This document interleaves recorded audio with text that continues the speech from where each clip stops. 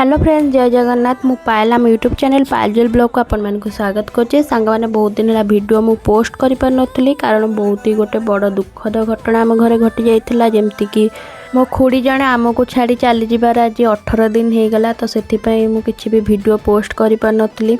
तापर भी सब दुख को सहीकि आगु को बढ़िया को हम से भाविला जे अंडा तरकारी बनाऊली ता रेसिपी आपण मान सहित सेयार करने।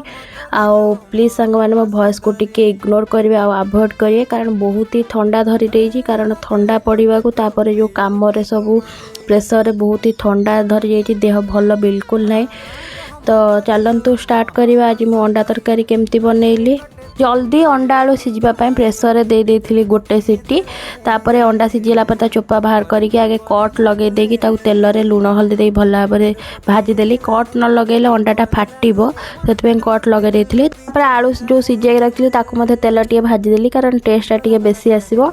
तापर से सेम तेल रे गोटा जीरा देदेली। जीरा हो सारा काटी रखी पियाज ताकू देदेली। पियाज टिके आसला बेलू मुझे कंचा लंका देली कारण ठंडा धरची टिके राग राग हेले भल लगे से कंचा लंका 4टा काटिकी देइथिली।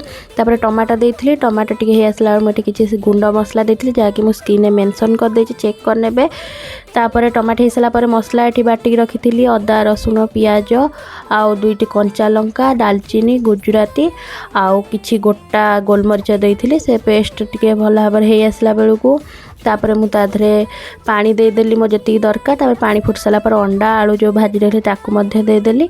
अंडा आलू पके सारा पर आ 5 मिनट फुटिया छाड़ देछि। फुटी सारा पर लास्ट को धनिया पत्र देके मो रेडी होइतला अंडा आलू झोल। तो आपण मान थरे एमती ट्राई करंतु। केमती लागला कमेंट माध्यम जणातु। प्लीज टी मो चैनल को सब्सक्राइब करंतु, लाइक करंतु, शेयर